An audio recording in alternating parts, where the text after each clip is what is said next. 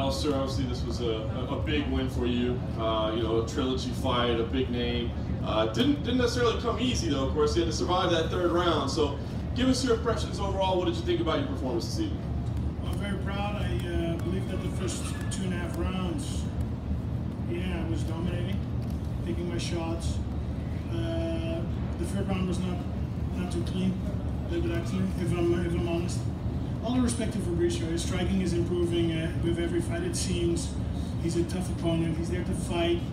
I clipped him a couple times hard, I cut him, I rocked him, he rocked me. You know, when you fight a caliber as Fabricio, you know it's not gonna be easy. And I think in the second fight he outstruck me, I out-grappled him, I had that victory. And in this one, to me, I was controlling the first 2.5 rounds. But again, respect him. He's there to fight, and he's not a walkover. Can you talk about your strategy and game plan coming in? Because it was interesting. Your hands were pretty low the whole time, and you know, you were kind of positioning yourself right in front of them and giving them different looks. What was your game plan coming in? Well, of course, his ground game is sublime. It's dangerous. Once he gets you to the ground, he has an excellent control. There's submissions there. There's ground and pound. I didn't want to give him that too. So hands were a little bit lower to block the shot. That being said, you know, I knew the longer the fight would go, I would outpoint him. Of course, the fight stands on the feet, so that's in my advantage. You got to keep it standing. And we didn't get a chance to see it, but we're watching the internet here. I guess Dana just did the post-fight show, and he said, listen, appreciate that Alistair saying he deserves a title shot, but that's not the type of performance that earns you a title shot. Can you appreciate that, you know, going to a decision like that, not being title worthy, or do you feel like he might be wrong with that assessment? Dana White is the boss, and it was a decision. It was not a clear-cut dominant performance.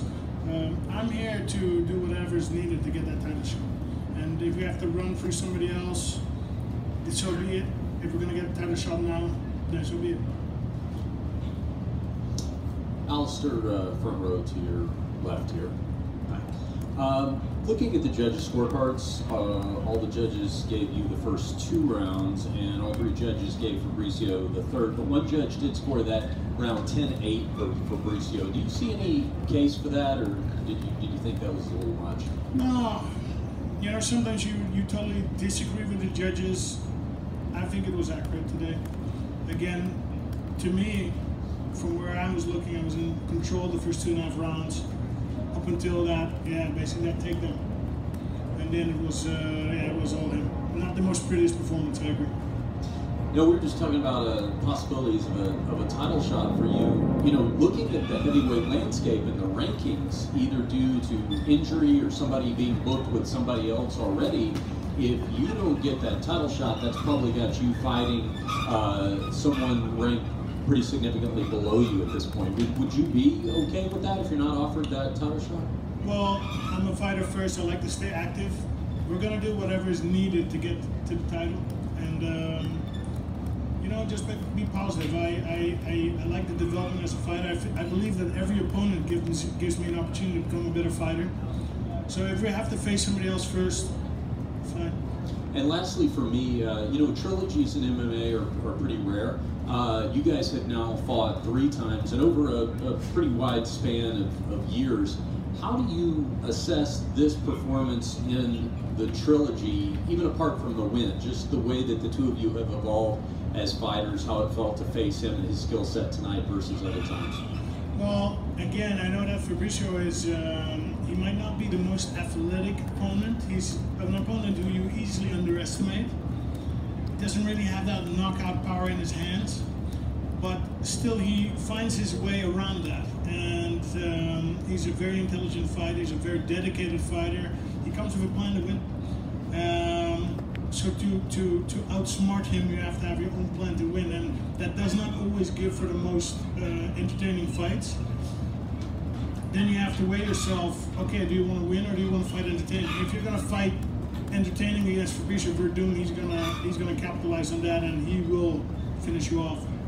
And that's something that you know, for the trilogy fight, you can't. At this level, you can't do it. You gotta fight clever. You gotta fight smart, and you gotta get a W. Alistair, right over here. Went to the distance for the first time since 2015, and you know, we fought Roy Nelson. Were you surprised you weren't able to finish Fabricio in this fight? Fabricio does not get finished that often. Stipe finished him, knocked him out beautifully again. Stipe is a tremendous champion. Junior Dos Santos knocked him out, uppercut, but he doesn't really get finished, and he's fighting all these big names. He's not getting finished. So that being said, I fought him twice before. I knew beforehand I'm going to get my hands full. It might not be the most beautiful fight, but it's all about fighting clean, not giving away too much, and getting a W. And any bumps and bruises tonight? Like, when would you like to get back in there for your next fight? I don't have any injuries. You can see my face. I might have a little redness here, but I'm good.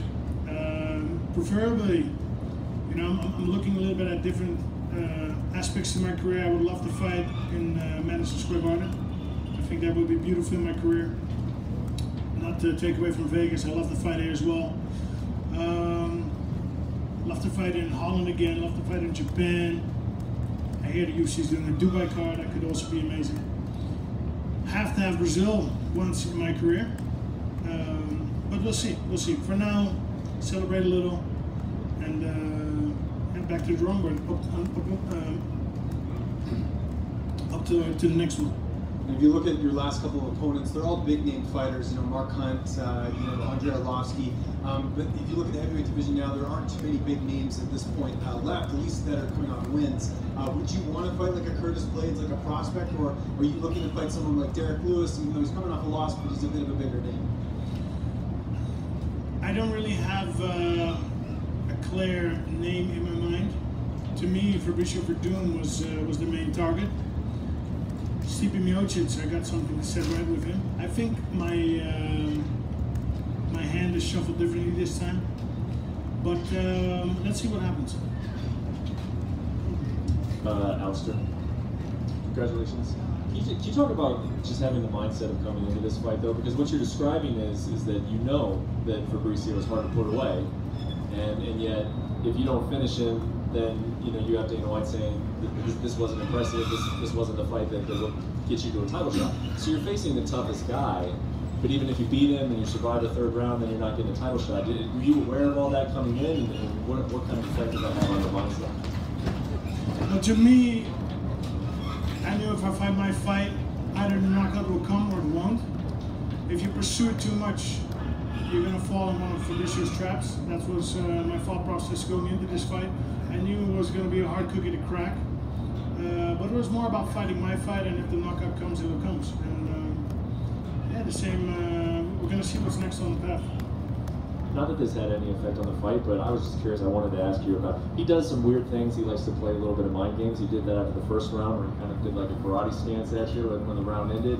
And then there was at one point where he kept on looking, it seemed like at your lower leg, and then looking up at you, and then you started doing it. Like you started to point at his legs or something. Do you remember that? And what was going on there?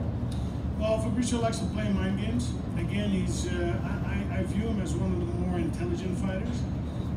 It's all to get in my mind. Again, I've been battling him for 11 years. He's one of my rivals. Yeah, and if you're gonna do that mental game, I can do that as well. Compared to over here, right? You're right. Compared to the fight in Strikeforce, how would you rate it compared to that? How would you rate this fight compared to that? That one was a clean one as well. I do believe that I was very dominant in that performance. I believe I was very dominant in this performance, except for the last 2 minutes of the third round. But again, Fabricio is a champ. He's a former UFC champ. He's a jiu-jitsu grappling champ. He comes with a plan to win. And I believe that I have outsmarted him, and I've used my athletic abilities to dominate him. So you just said you'll do whatever is needed to earn that next title shot, but you only have a finite amount of time here. You know, you're in your late 30s, and you don't have forever to fight. How long would you be willing to? How many fights would you be willing to take in order to get this this title shot? Well, people keep talking about your clock is ticking. Yeah, my clock is ticking, but I feel great, and I'm still beating these top opponents. The way I see it is my body is still perfect. Came into this fight, 0 problems, 0 injuries. I'm gonna keep going until I don't like it anymore. And up until now, I love it. I enjoy my career. I enjoy the traveling. I enjoy the training. I enjoy the development. Every opponent makes me a better fighter. And let's let's be honest. It would be a lot less interesting, more boring if I would not be around. Right? Right. Alistair, in the third round, it seems like he really rocked you for a little bit. How bad were you hurt? I think we rocked each other. I connected a couple times with him. He connected the knee on me. It's not really hurt. And Fabricio, he's got very strong legs. His punches are less powerful. His ground and pound was not a problem. The knee is never good to take.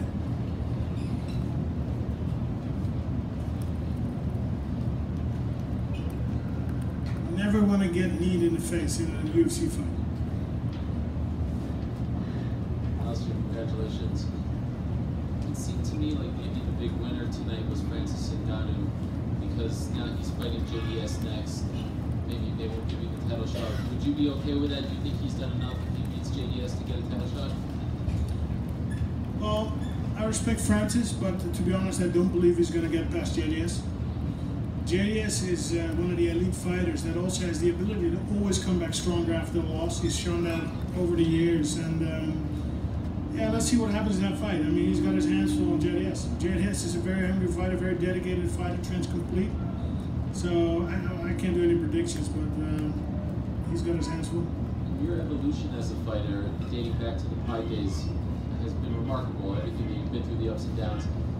When this fight was over and you won, did you take a moment to get a little nostalgic? I mean, this is a rivalry that dates back to Pride. There are very few of those left, and it started in Pride.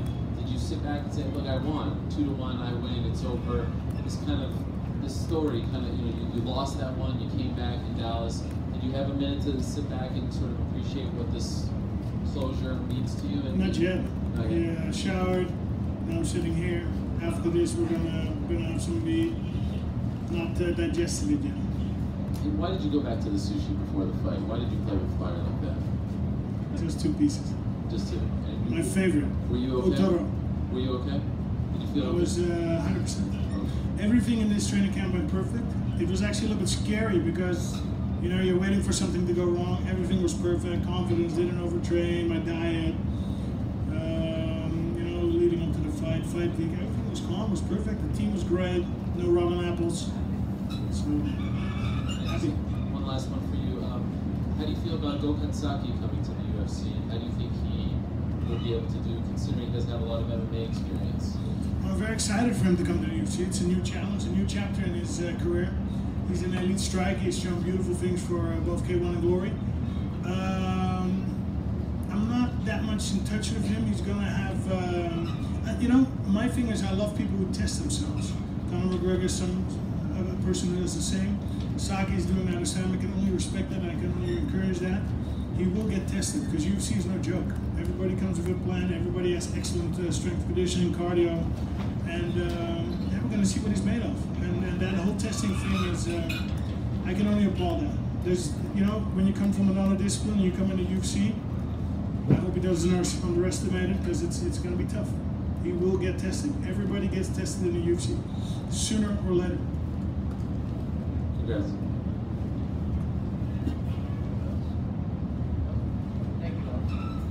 Yeah, thank you guys.